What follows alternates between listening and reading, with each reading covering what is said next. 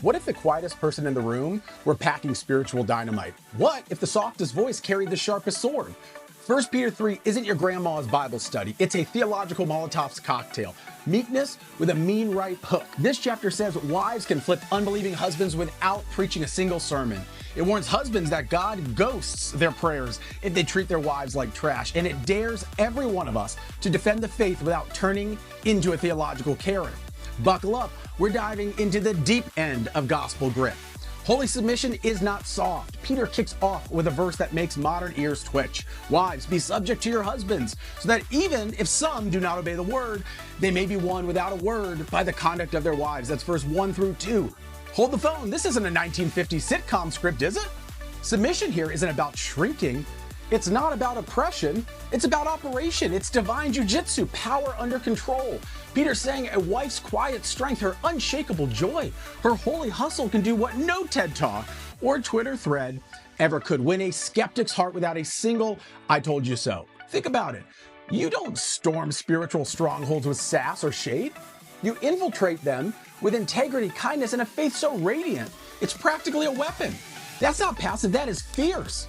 And husbands, Peter's got your number too. Husbands, live with your wives in an understanding way, showing honor to the woman as the weaker vessel so that your prayers may not be hindered. Verse 7, translation, if you're playing king of the castle at home, barking orders or belittling her, don't be shocked when your prayers hit a divine spam filter. God's not here for your machismo. He's saying, treat her like royalty, or I'm not picking up the phone. This isn't marriage advice. It's a theological gut punch. Your relationships are a megaphone to heaven or a mute button. Be ready to defend, but don't be a jerk. Then Peter drops the mic for every wannabe apologist. In your hearts, honor Christ the Lord as holy, always being prepared to make a defense to anyone who asks you for a reason for the hope that is in you, yet do it with gentleness and respect. Verse 15. This is your green light to know your stuff. Got hope? Great. Be ready to explain it clearly, confidently, like you've been cross-examined by Dawkins and live to tell the tale.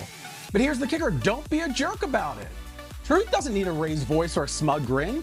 You're not out here to win arguments. You're here to win souls. So don't swing theology like a sledgehammer. Don't toss Bible verses like Molotovs. Offer them like a cold drink on a hot day, refreshing, not scalding. Peter's point? Your vibe is part of your witness. If you're spitting venom while preaching grace, you're not defending the faith, you're defacing it. Gentleness isn't weakness, it's precision. Respect isn't compromise, it's strategy. Speak truth, but season it with love, or you're just noise. Suffering? You're not the first or alone. Peter doesn't stop there. He gets real about the cost of following Jesus.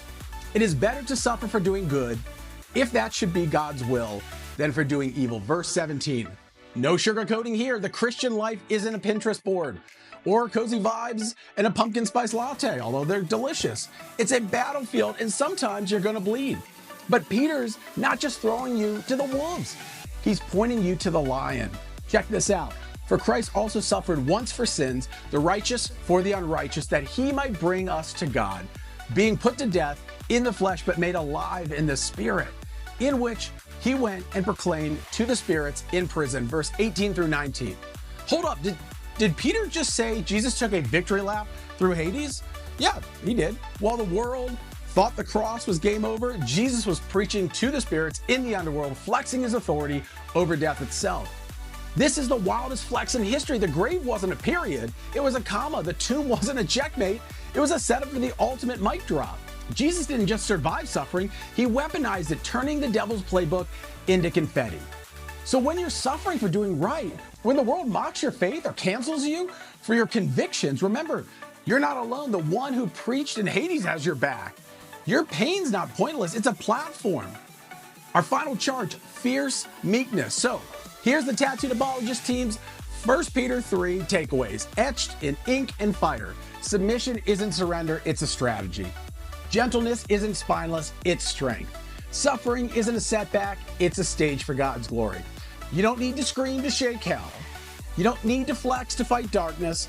Just stand unshaken, unafraid, with a hope so fierce it burns.